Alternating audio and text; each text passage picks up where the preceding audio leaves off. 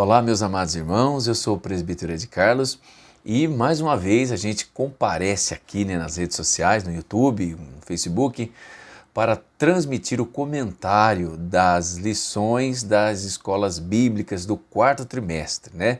Nós estamos vendo hoje a respeito do tema geral que é a glória e a justiça de Deus, né, baseado no livro de Ezequiel, a igreja e a convocação do profeta Ezequiel para um despertamento espiritual.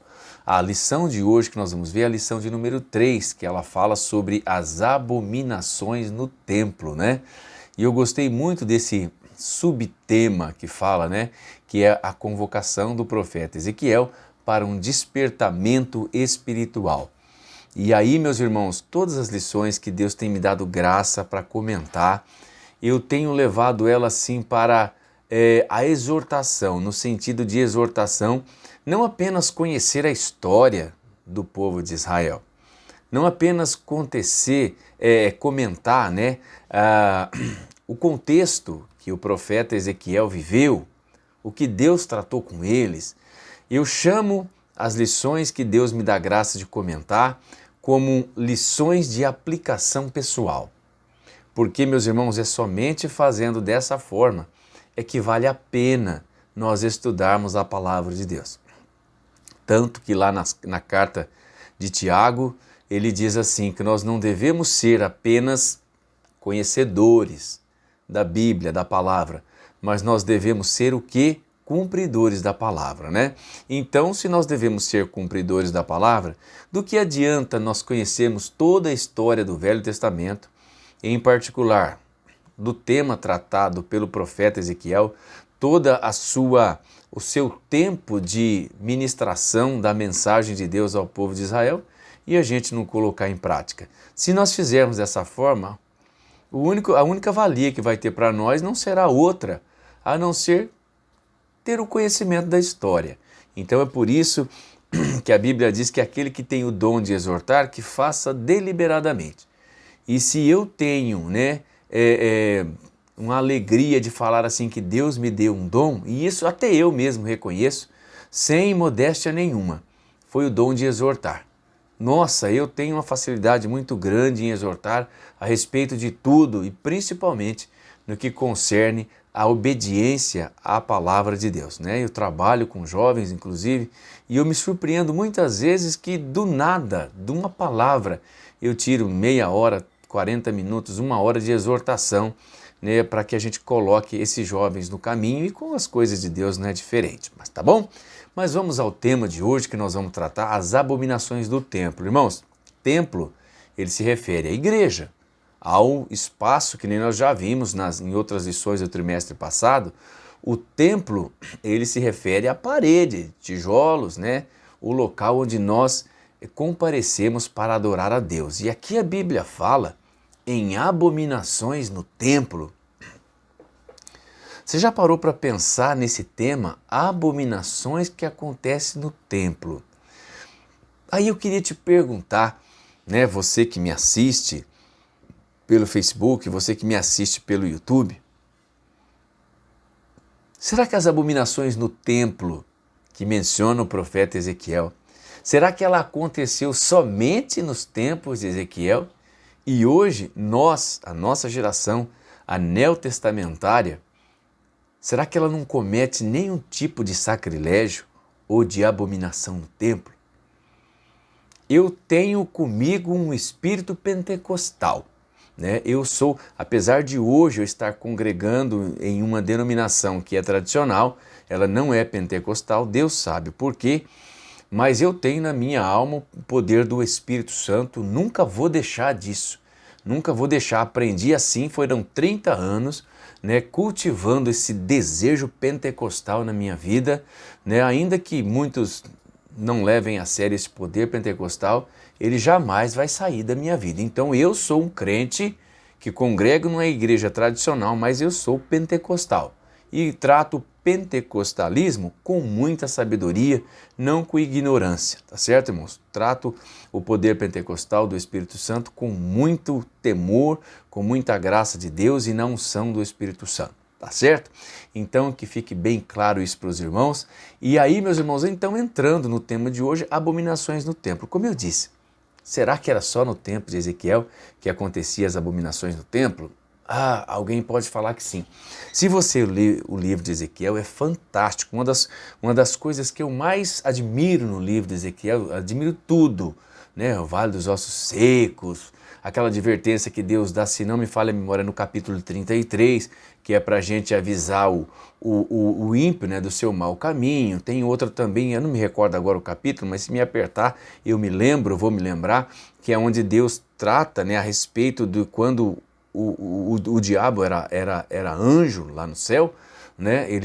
Ezequiel faz uma analogia a isso, mas também, meus irmãos, uma das coisas que eu mais admiro e me assusta até é aquela passagem que fala da glória de Deus, que ela deixou o lugar santíssimo, depois ela foi para o altar, depois ela se colocou no meio do templo e por último na porta do templo. E daí ela saiu em definitivo do templo. Meus irmãos, se a gente pudesse parar para comentar, para fazer uma explanação, um estudo, um debate a respeito disso daqui, né, a gente iria longe. Com certeza Deus nos usaria para exortar com muito amor os cristãos que estão nos assistindo, que vão nos assistir ao longo do tempo, porque esse vídeo ficará no YouTube para até Jesus voltar, eu acredito, né, e até dar um jeito nesse mundo pecaminoso. Então, meus irmãos, Deus mostra as abominações no templo para o profeta Ezequiel e a gente vê que a glória e a graça de Deus elas foram saindo paulatinamente. Deus resistiu, Deus não queria se afastar do templo, mas não tem jeito. A Bíblia diz que Deus não divide a sua glória com ninguém.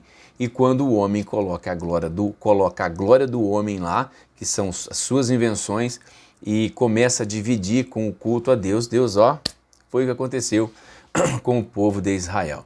Então, enquanto a glória de Deus estava no meio do templo, estava no templo, durante os cultos, durante a adoração, Deus fazia coisas tremendas e nações nenhuma podia, que investia contra Israel em guerra, podia destruir o povo de Deus. Mas era só a glória de Deus se afastar que as tribulações vinham sobre Israel. Aí, meus irmãos, eu trago para o tempo, do Novo Testamento, para nós aqui, não o Novo Testamento, o tempo de Jesus. Nós, os crentes neotestamentários, vamos colocar de 20 anos para cá, a respeito da graça e da glória de Deus no meio do templo. Irmãos, eu pude ver o poder de Deus operar na igreja de formas tremendas, Eu já vi, por exemplo, um pastor ser levantado durante o culto, durante a explanação da palavra de Deus, começar a profetizar em línguas estranhas e sem que ninguém mandasse, alguém lá no meio do templo, no canto do templo, ou muitas vezes também no púlpito, traduzisse completamente a mensagem da palavra de Deus. Eu já vi paralítico andar pelo poder do Espírito Santo, eu já vi. Deus já usou a minha vida para curar pessoas milagrosamente. Eu já presenciei batismos milagrosos com o Espírito Santo dentro do templo. Aí, meus irmãos, de 20 anos para cá, que entrou o evangelho, esse evangelho que eu chamo de um evangelho híbrido. Eu tenho até medo de falar, em respeito ao evangelho, um evangelho falsificado, mas acaba tendo essa conotação. Você não vê mais curas milagrosas dentro do templo. Sabe, aquelas curas milagrosas que eu vi. Você já não vê batismo com o Espírito Santo mais. Você não vê mais, os jovens de 20 anos para cá nunca têm contemplado um batismo com o Espírito Santo dentro das igrejas pentecostais. Não tem. Infelizmente não tem. Como eu disse, curas milagrosas estão ausentes. O que eu vejo é muitas falsas profecias, tanto de forma audível, como também na área do louvor. Eu não vou me atentar sobre isso, O que eu vejo hoje é que o homem ele inventa um monte de coisa, teatro, inventa dança com véu, inventa um monte de coisa para que o culto pareça interessante, quando na verdade não passa de um show dentro da igreja e aquela glória e aquela graça que tinha dentro da igreja, aquela presença poderosa do Espírito Santo, Não tem mais. Aí você faz uma analogia com as abominações do tempo de Ezequiel, em que a glória de Deus ela se afastou do templo e, segundo o próprio livro, ela se repousou sobre os montes das oliveiras. E ela só voltará a manifestar novamente quando Jesus, em seu aparecimento, tocar os montes das oliveiras com os seus pés.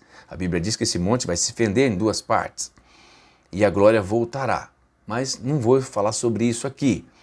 E aí, meus irmãos, a gente vê que o povo de Israel, eles sofriam tremendas represálias da parte de Deus por causa dessas abominações que nós vamos ver daqui a pouco, que aconteciam dentro do templo. É o que eu digo para os irmãos, eu estou fazendo esse arrudeio, que nem diziam, os crentes antigos com os quais eu aprendi muito, já para trazer os irmãos para esse mundo, para trazer os irmãos para fazer uma análise crítica das coisas que aconteciam no templo e como a glória de Deus, a presença de Deus se afastou do templo lá em Israel. E aí eu faço uma analogia com a igreja do presente.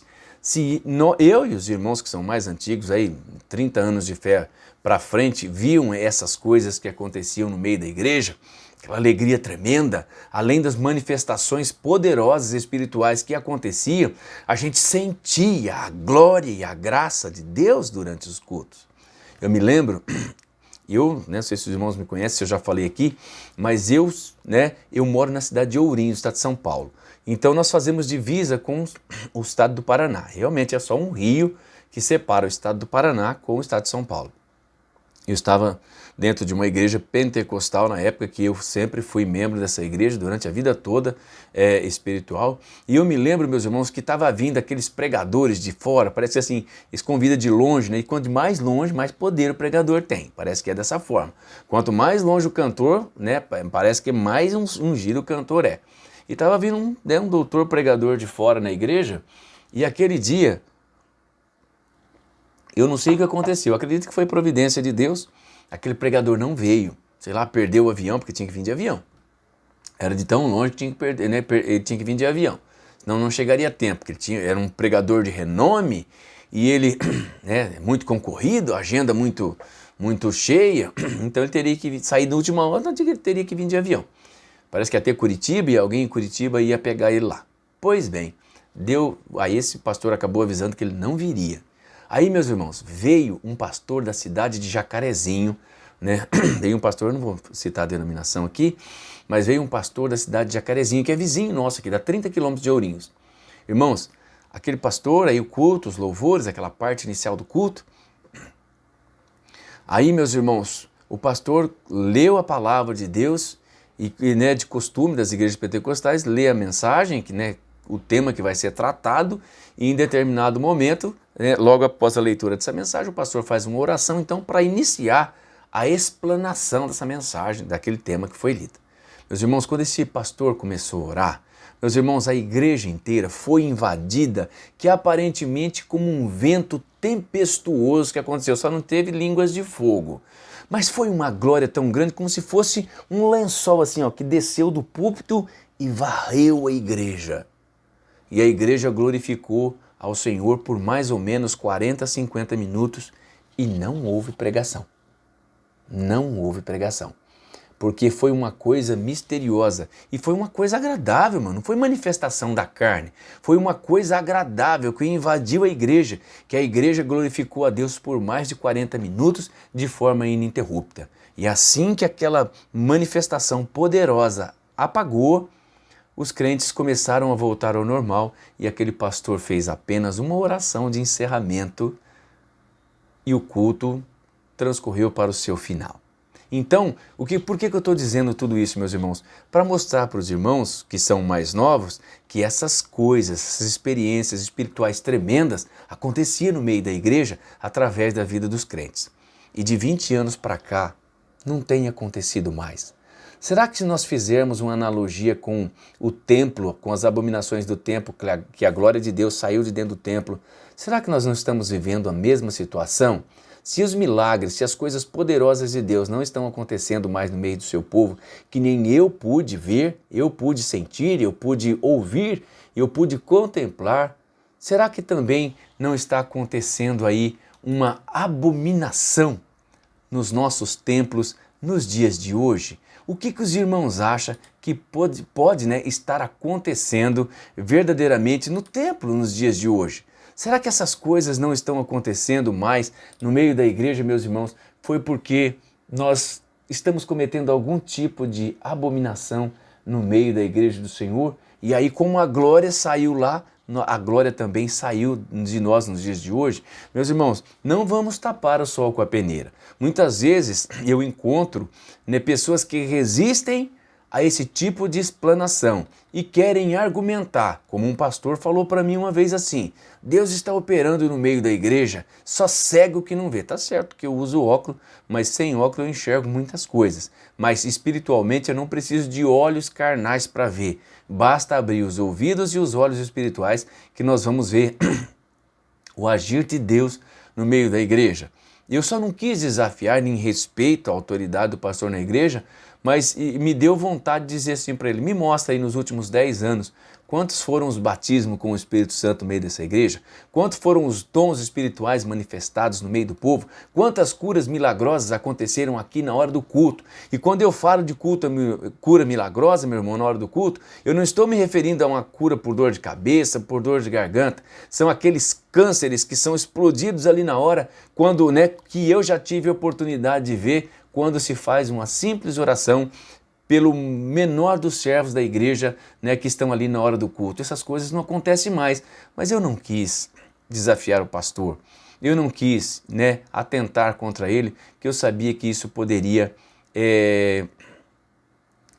afetar a sua fé, e também eu não iria trazer lucro nenhum. O que importa é que eu havia pregado, o que eu havia falado e que a verdade havia sido anunciada. Tá bom, meus irmãos? Então vamos lá. Na lição agora. O texto áureo ele disse assim, e disse-me: filho do homem, vês tu o que estão fazendo? As grandes abominações que se fazem aqui na casa do Senhor, que Israel faz aqui, para que eu me afaste do meu santuário? Mas você verá ainda abominações maiores, Então, meus irmãos, o lugar mais sagrado da terra, que é a igreja do Senhor, que é o templo onde nós comparecemos para adorar a Deus, ele se tornou em abominação, E isso, meus irmãos, ele serve como um prenúncio, como um início, como um gatilho para uma apostasia generalizada nos tempos de Israel e nos tempos do fim, que é o que a igreja está vivendo agora. Eu não vou ler a leitura diária que está lá em Ezequiel capítulo 8, os versículos 5, 6, 9, 12, 14 e 16, para não ficar muito extenso esse vídeo. Porque o que eu digo para os irmãos, eu quero, Deus tem me dado graça para conduzir o tema, para conduzir a lição, para uma aplicação pessoal. Para que a gente possa aplicar isso à nossa vida e nós venhamos a viver essa mensagem, tá certo? Então aqui na introdução, é claro que eu vou fazer referências à revista que o irmão possa ter em suas mãos, Eu vou fazer referência, claro, a todo o tema. Então aqui na introdução eu vou ler alguma coisa, eu estou olhando de lado assim porque o meu computador está do lado e a câmera está de frente comigo. Então na introdução diz assim, a idolatria leva o ser humano, até mesmo uma nação inteira, à sua ruína moral e espiritual. Por isso, a presente lição que nós vamos comentar aqui vai trazer um alerta para esse perigo que foi fundamental na época de Ezequiel, mas que nós também acredito que principalmente nós não estamos isentos desse perigo, viu, meus irmãos? Então é isso que a lição veio comentar hoje. O perigo foi toda essa introdução que eu já fiz. Não foi só para os tempos de Ezequiel. Essas coisas podem estar acontecendo hoje e eu já adiantei para os irmãos as possíveis consequências que nós já estamos vendo no meio dos templos da casa de Deus hoje, por causa da ausência da manifestação que, assim como saiu paulatinamente no tempo de Ezequiel, pode ter saído também das nossas igrejas. Principalmente nos tempos do fim.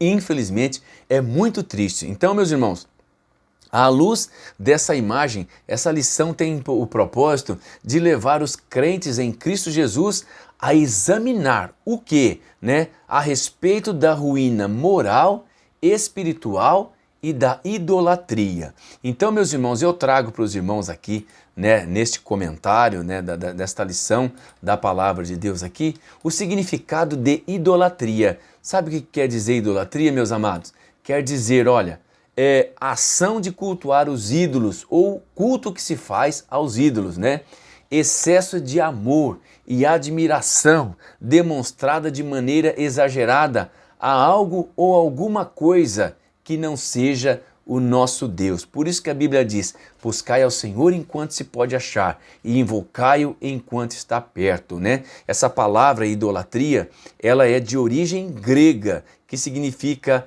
eidolatreia, Esse é o significado do grego. Mas por que a gente cita grego, hebraico?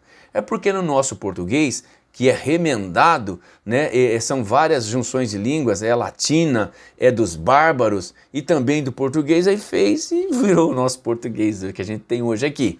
Então não tinha essa palavra no nosso vocabulário, então fomos lá no grego, pegamos essa palavra, os eruditos aí da língua, e colocaram como sendo idolatria, que é veneração exagerada a algo ou alguma coisa ou a alguém que não seja o Todo-Poderoso. E a Bíblia diz, meus irmãos, que Deus, ele não divide o quê? A sua glória com ninguém. E é isso que nós vamos estar apresentando aos irmãos aqui, que ao longo das Escrituras nós percebemos, a grande quantidade de povos que praticavam idolatrias variadas. E até dentro da nossa nação, a nação brasileira, a nação brasileira, ela não tem Deus como Senhor. A nação brasileira que eu digo, é claro que eu estou isentando os cristãos, tá certo? Que creem na palavra de Deus, que creem nas Escrituras. O que a Bíblia diz? Feliz é a nação cujo Deus é o Senhor. Os irmãos sabem que nós temos um Deus no Brasil, ou uma deusa, que não é o nosso Deus Todo-Poderoso, que inclusive ela tem, essa divindade, ela tem um dia separado só para ela.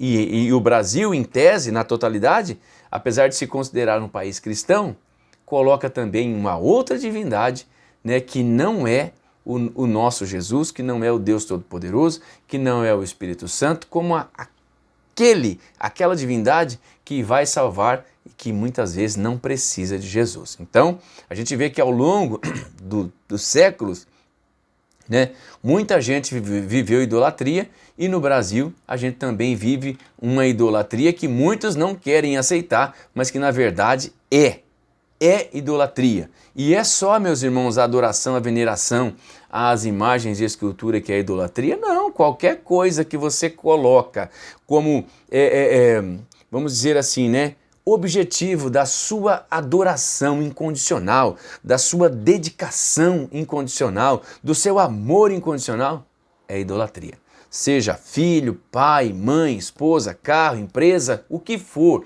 aquilo que você coloca, se der tempo eu vou adorar a Deus, mas eu preciso estar com a minha esposa, eu preciso estar com meu filho, eu quero estar no meu carro, eu quero, passa horas lustrando o carro, de tanto amor que tem pelo carro, mas vai na igreja e não aguenta suportar 40 minutos de mensagem. Isso é idolatria, tá certo? Então, a presente lição é exortar os crentes a dar uma olhada na sua vida para ver se a sua vida está de acordo com o manual, se está de acordo com a Bíblia. E veja se você não tem várias idolatrias aí, enraizada no seu coração. Como saber disso? É só ver, meus irmãos, é muito simples. É só ver as operações de milagre que você tem na sua vida no dia a dia. Você comparar a sua vida hoje e você comparar a sua vida espiritual há 30 anos atrás. A gente não vai falar só do templo, apesar que a lição fala das abominações do templo, mas nós não podemos esquecer que o nosso corpo, ele é o que do Espírito Santo? Ele é o templo. Então, abominações diversas, desculpa, irmãos, estou com um probleminha na garganta, tá certo? As abominações diversas podem acontecer no templo de culto geral, mas pode também acontecer nesse templo de culto individual. Então dá uma olhada o quanto Deus tem falado contigo, o quanto Deus tem operado na sua vida. e talvez isso, a ausência de operação do Espírito Santo, que você já não sente mais, que você já não ouve mais a voz do Espírito Santo, e a Bíblia fala que se hoje ouvirdes a sua voz, não endureçais os vossos corações, pode ser reflexo de que abominações individuais têm acontecido na sua vida e por isso você já não consegue mais escutar a voz de Deus. E isso é triste. E isso é terrível.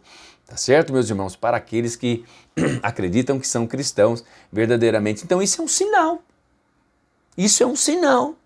Né? Ah, não acontece, eu não pratico abominação, não sei o que, eu estou falando na parte individual. Aí eu digo para você, observe esses sinais, a presença de Deus, a visitação de Deus na sua vida. Ela tem sido constante, ela tem sido diária, né? Você sente a presença de Deus, mas não adianta você mentir, não falar o que eu quero ouvir. Você tem que ser realista com você mesmo. Jesus disse, inimigo do homem é o próprio homem, então não minta para você. Entra no teu quarto, fecha a tua porta e começa a analisar a tua vida. Deus tem operado, os milagres têm acontecido, você tem tido visões, sonhos, Deus tem te usado em suas mãos, você tem sentido a presença do Espírito Santo na sua vida? Não, parece que está vazia, né? Parece que está seco. É assim? Você sente a sua vida? Então, pode ser uma prova muito grave de que o Espírito Santo, já bateu asa da sua vida, porque pode estar acontecendo algum tipo de abominação nesse templo que é do Espírito Santo, seja ela de ordem moral, seja ela de ordem econômica, seja de ordem espiritual, seja de ordem política, seja de ordem religiosa. Eu não sei qual que é o tipo de abominação, mas se o poder de Deus, a graça de Deus, a glória de Deus, né, os dons de Deus já não se manifestam mais na sua vida e você sente a sua vida vazia, enfraquecida, pode ser um sinal de que você precisa rever a sua vida com Deus e olha, urgente, porque nos tempos do fim essas coisas iriam ser muito comum na vida dos crentes por causa das abominações que o mundo está oferecendo e muitos cristãos estão pegando essas abominações de braços abertos, depois não sabem o porquê que se sentem secos e vazios como se fosse uma terra sedenta que não tem mais chuva sobre ela. Tremendo, né, meus irmãos? Mas vamos agora sair um pouquinho da exortação pessoal, da aplicação pessoal e vamos conhecer um pouco da lição, né? Sobre as visões. Aqui, né, a lição fala da segunda visão. O profeta, ele recebeu essa visão 14 meses depois da primeira, né, daquela visão linda da carruagem que ele tinha visto, a glória de Deus, né? No 5º ano do cativeiro do rei Joaquim. Mas essa visão não foi da glória de Deus. O que Ezequiel viu foi as abominações que eram praticadas no templo, o que justifica a razão da ira divina e também derramada, né, sobre os moradores de Jerusalém. Os irmãos sabem que Israel, quantas vezes eles foram enviados para o cativeiro, a nação foi completamente destruída, a cidade santa de Jerusalém foi arrasada por causa das abominações que eles faziam de forma individual e também no templo do Senhor. Irmãos, Deus, ele é amor, mas ele também é justiça. E eu costumo dizer, quando a justiça ela dá a sua sentença, ela age sem misericórdia. A misericórdia ela acontece se nós exemplificarmos, né, o julgamento de Deus como um grande tribunal, e né? Durante ali os debates, o advogado defende, as testemunhas acusa ou defende, aí o juiz entra com os seus jurados lá para a salinha e quando sai ele enquadra aquela condenação, se o cara é digno ou não de condenação, aí o juiz pega e é o juiz que vai decidir quais são as condenações, não é o jurado. O jurado só decide se ele é culpado ou se ele é inocente. Então o juiz, se for decidir que ele é culpado, o juiz vai enquadrar ele em todas as penas da lei e dali sai a sua sentença. E quando o juiz ele volta, ele não tem a menor dó de declarar ao réu a sua condenação ou a sua absolvição, se for o caso. Tá certo, meus irmãos? Então é isso que nós temos que atentar a respeito da justiça de Deus. A visão do capítulo 8, ela distou um pouco das demais visões do próprio Ezequiel e demais profetas do Antigo Testamento, né? Que foi levantado pelo Espírito Santo entre o céu e a terra, ele foi levado até Jerusalém e ali ele teve visões de Deus. Ezequiel fala que ele foi apanhado pelos cabelos da cabeça, né? E que ele teve visões de Deus.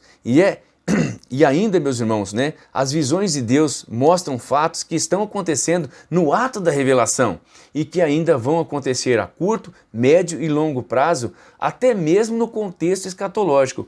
Quando fala no contexto escatológico, fala dos acontecimentos, então, para os tempos do fim. Que, inclusive, né, é um dos profetas mais apocalípticos que a gente vê é Ezequiel, Daniel e o próprio João, quando ele teve a visão ali do Apocalipse, né? Então, foi para o passado, é para o presente e também escatologicamente será para o futuro. Então, o subtema aqui, ele fala assim, como entender as visões de Deus?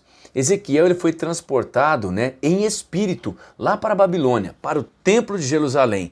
O pessoal lá afirma que isso pode ter sido de forma corporal ou incorpore. O que interessa, meus irmãos, que se em espírito ou corporal ou com o corpo, Ezequiel foi levado para lá, para ter as visões. E ele fala assim, e Deus me trouxe a Jerusalém em visões de Deus. Pode ser que Ezequiel estava em algum lugar, dormindo, né? Como a gente tem os nossos sonhos à noite, e Deus levou ele lá. Deus tem poder para isso. Deus tem, eu mesmo já tive experiência, meus irmãos, né, Deus estar viajando de forma real pelo universo afora. Deus me deu uma visão, uma prévia visão de como será a vida dos crentes em paz através de um sonho que eu tenho comigo, que é uma revelação. Mas foi muito real, foi muito vívida, talvez, né? Só quem tem essas experiências, se tem uma coisa que eu gosto de exortar os crentes, olha eu querendo exortar de novo, é que você busque experiências com Deus. Não viva das experiências dos outros, vai buscar a sua experiência com Deus. Se você não está tendo experiência com Deus, é muito grave isso, né? Porque a Bíblia fala que Jesus estaria conosco todos os dias, conosco, até a consumação do século. E ainda diz mais, que o Espírito Santo estaria, e os anjos ao nosso redor, 24 horas por dia. Então é difícil para mim acreditar que um templo de um cristão ele esteja sem abominação em virtude dele não ter mais as experiências com Deus. Eu gostaria tanto que você colocasse aqui embaixo nos seus comentários o seu posicionamento a respeito, o que você acha. Sabe, eu aprendo muito com os irmãos que coloca aqui, né, o seu comentário, né? Então, essa é a mesma experiência do apóstolo João em Apocalipse, como eu acabei de dizer aos irmãos. Deus introduz o profeta no interior do templo e lhe mostra, meus irmãos, 4 dos oficiais da casa de Deus e até algumas mulheres praticando baixo grau de idolatria, o mais baixo grau de idolatria, razão pela qual a sua destruição, a escravização, seria inevitável. Quando o Senhor, né, que eu acabei de dizer ainda há pouco, lá em Isaías 48:11, Deus fala assim, a minha glória a outro não darei. Então não adianta ficar inventando coisas no templo da igreja total, né, do templo onde você congrega com os demais irmãos, ficar inventando moda para Deus operar quando Deus não vai. Um dia, vou contar para você. Eu que digo aos irmãos que eu já vivi várias épocas na igreja, né? A época mais estéril da igreja é agora. Exatamente. Né? Tudo bem, você pode não concordar comigo. Mas por que eu falo estéril? É que não existe frutos do Espírito Santo no meio da igreja. E se existe, existe muito pouco. Mas eu digo para os irmãos que a coisa é tremenda. Se nós não vigiarmos na presença de Deus, Deus vai nos cobrar. Deus vai nos cobrar de maneira terrível, né? A minha glória eu não darei para outra pessoa. Não adianta a gente querer, meus irmãos, inventar, como eu estava dizendo aos irmãos, né? No passado a gente via os cultos, né? Aqueles movimentos, ciclo de oração, trabalhos de jovem, como é que eles chamam mesmo? De congresso. Congresso de ciclo de ação, congresso de criança. Irmãos, era tremenda a operação de Deus. Aí um dia eu cheguei na igreja, aí quando começou, né, essa glória paulatinamente saindo dentro da igreja, eu cheguei dentro da igreja e tinha um lustre, sabe daqueles, eu não sei se os irmãos nunca foram, né, mas como eu fui ser crente a partir dos 22 anos, quando eu ia nos clubes de música do mundo aí, tinha aqueles globos que ficava girando assim, sabe, aquela luz que fica, né, passando nas paredes assim, aqueles focos de luz, estava dentro da igreja. Quando eu vi aquele luz dentro da igreja, falei, Jesus do céu, a glória de Deus saiu de dentro da igreja, aí precisa colocar lustres para iluminar. Aí, meus irmãos, aí vem esses pregadores dizendo que sua promessa, Deus mandou te dizer, a porta vai se abrir, o fogo está pegando aqui, Deus mandou entregar, aqui tem uma pessoa aqui. E aí, só por Deus, né? Só por Deus.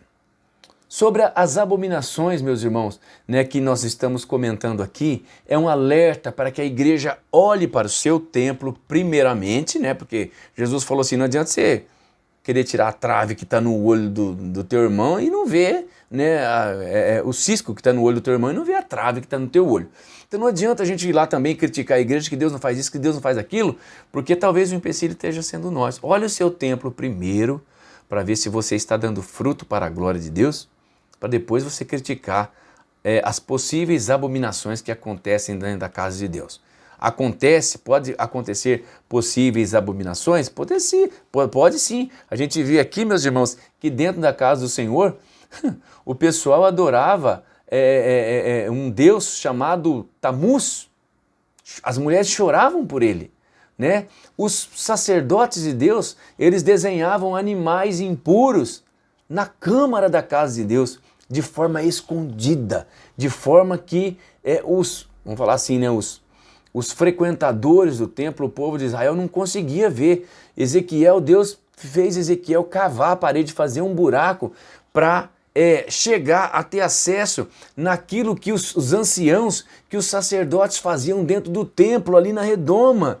E quanta coisa, meus irmãos, pode estar acontecendo dentro do templo que você congrega. Talvez não esteja animais desenhados dentro da igreja, dentro do templo. Talvez não ter ninguém chorando por Tamuz, que era o Deus que protegia a vegetação, e na época que Deus assolava o povo de Israel por causa da desobediência e da idolatria, não produzia nada a lavoura, os gafanhotos vinham destruir. A Bíblia diz que as mulheres choravam acreditando que era a morte do Deus Tamuz, mas era mais uma das abominações que aconteciam na casa de Deus.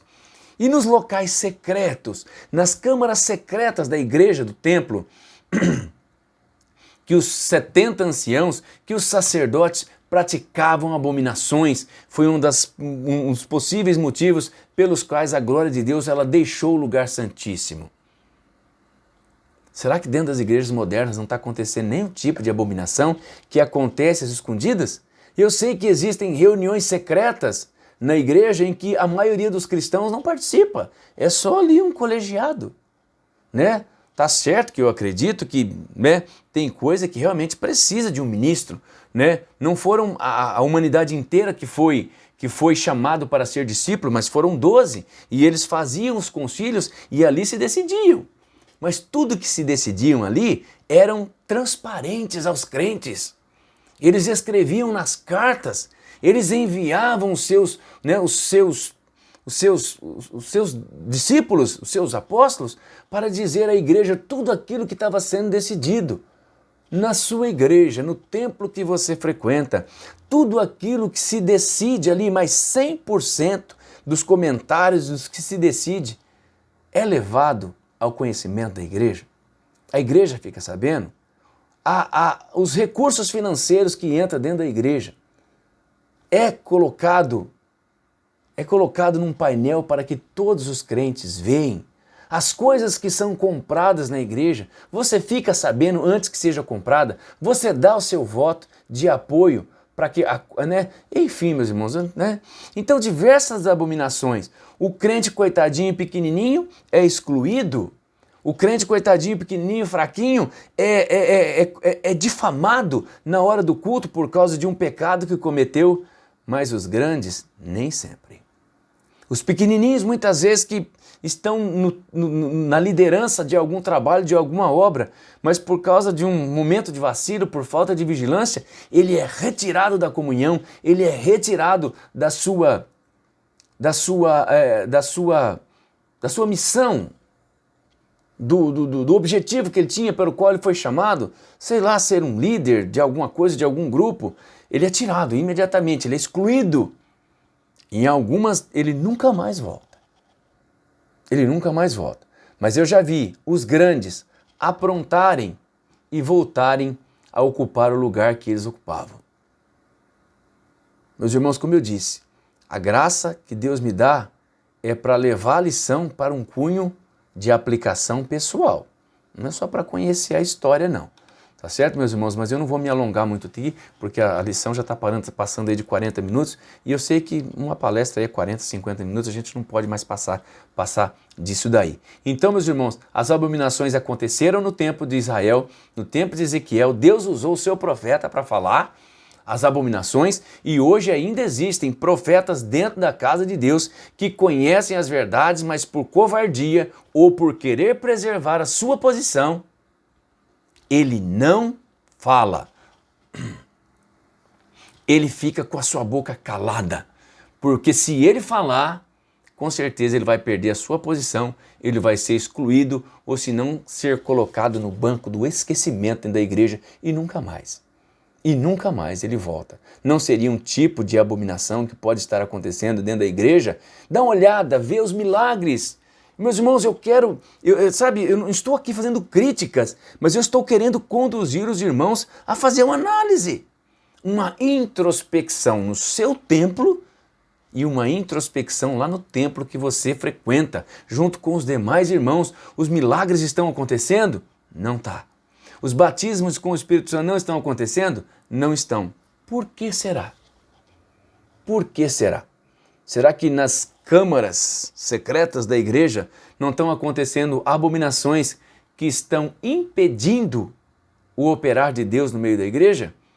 Eu já escutei alguém dizer assim: Deus está pedindo que pastores devolvam a igreja para Ele, porque muitos se apossaram do templo, se apossaram das ovelhas, pensando que a igreja é dele. E chega ao cúmulo de eu já ouvir que pastores venderam campos como se fossem empresas. Eu já ouvi irmãos que presenciaram pastores dizer: a igreja que você dirige não dá lucro. Meu Deus do céu! Meu Deus do céu, né? Meu Deus do céu. Irmãos, o último tópico fala sobre as abominações, parte 2, né? Que eu já não vou me atentar muito aqui, porque eu já falei. Ele vai falar sobre o ritual de Tamuz, né? Eu vou ler um pouquinho da lição, né? Mas eu já comentei sobre isso.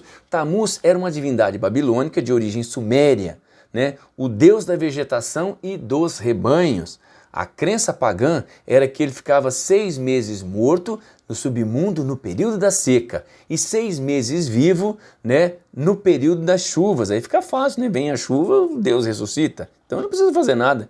É igual um ditado, né? Quando eu não era evangélico, mas era conhecido como cristão, o pessoal falava assim, ó: para descer, todo santo ajuda, mas para subir, santo nenhum ajuda. Não sei se os irmãos já ouviram essa expressão, né? Ser ressuscitado no tempo em que Deus mandava a chuva.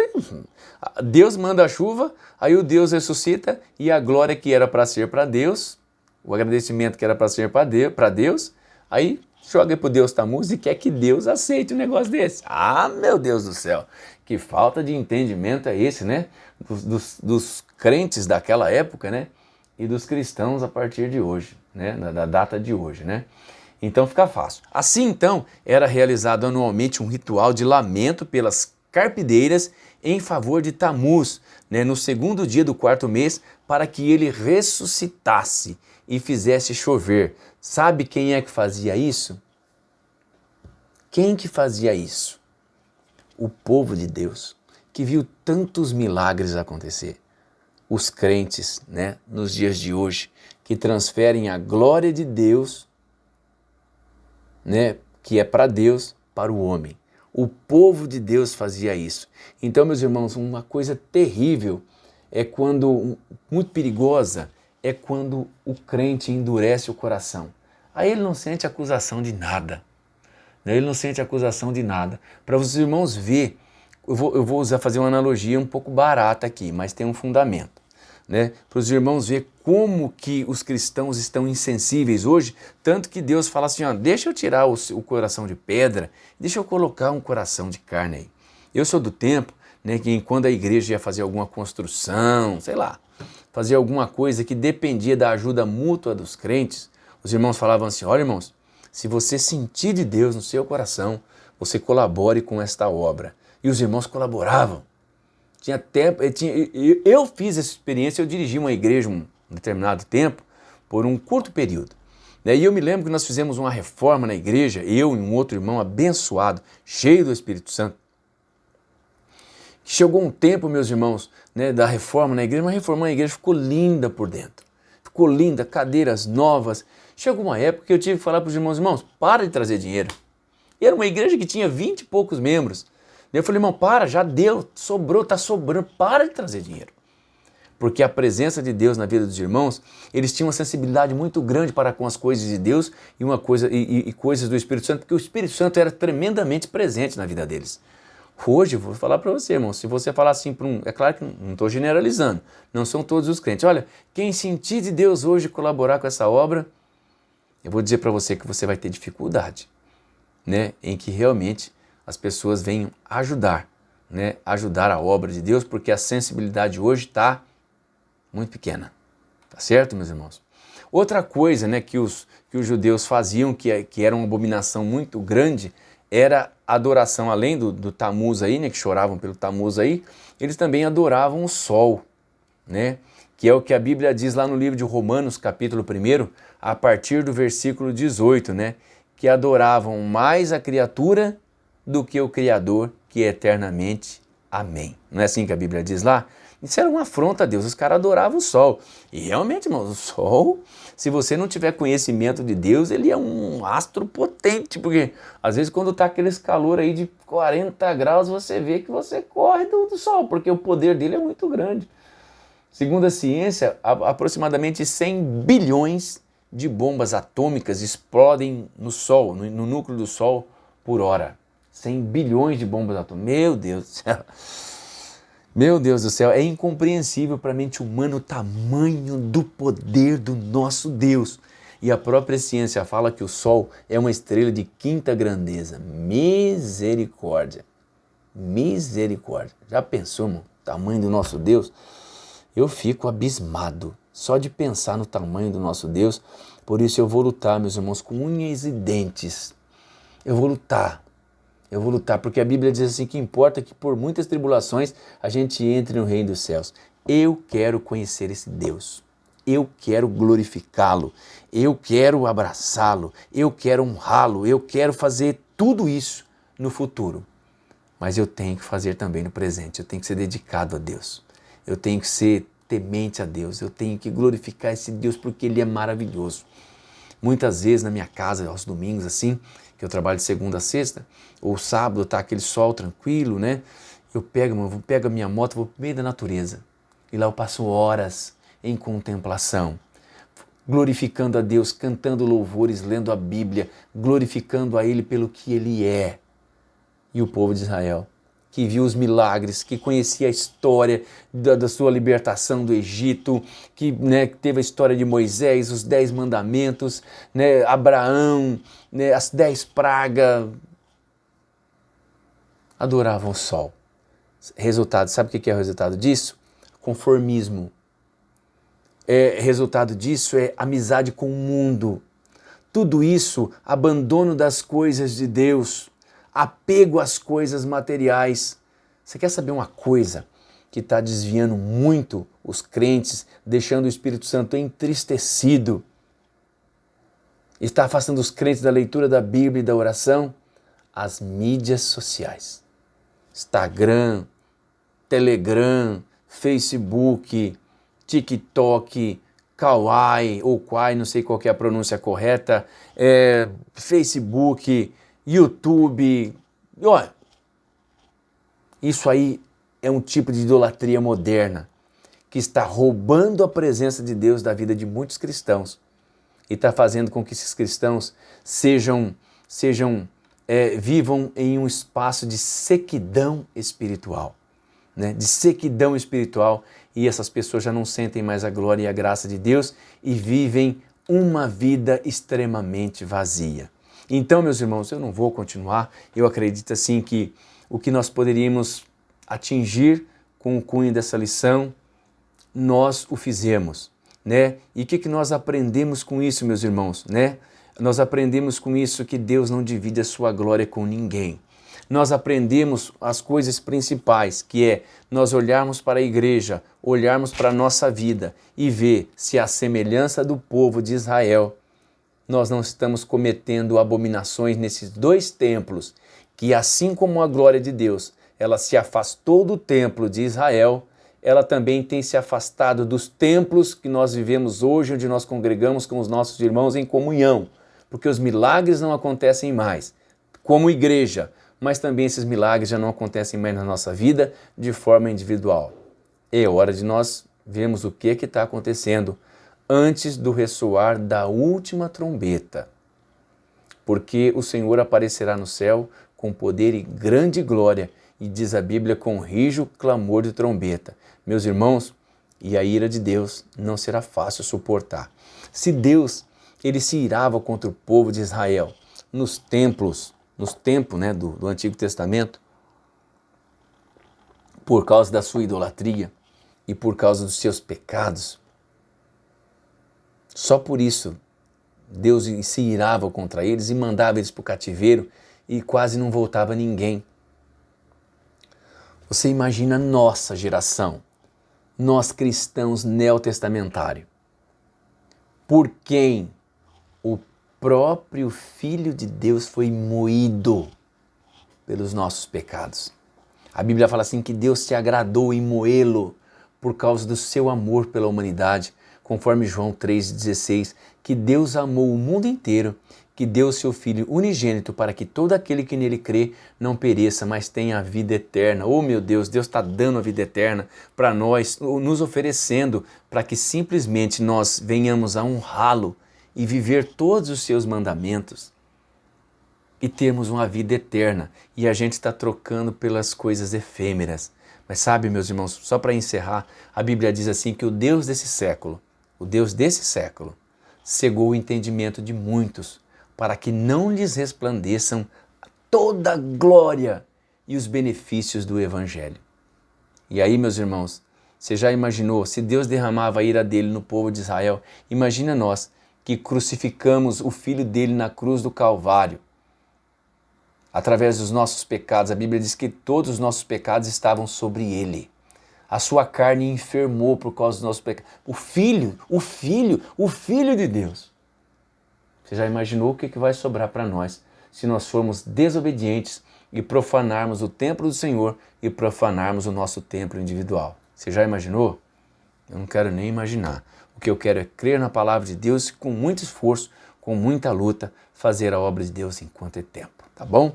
Deus que abençoe a sua vida. Coloque aqui nos seus comentários. Se você gostou, se você não gostou, comente também, né? Por favor, compartilhe esse vídeo para que mais pessoas venham ouvir e você vai me ajudar neste canal, meu canal a crescer. A maioria dos conteúdos que eu tenho aqui é conteúdo cristão ou que direciona para uma vida cristã obediente a Deus e santa na presença do Todo-Poderoso. Fique com Deus, Deus que te abençoe, em nome de Jesus, e até a próxima lição. Um grande abraço.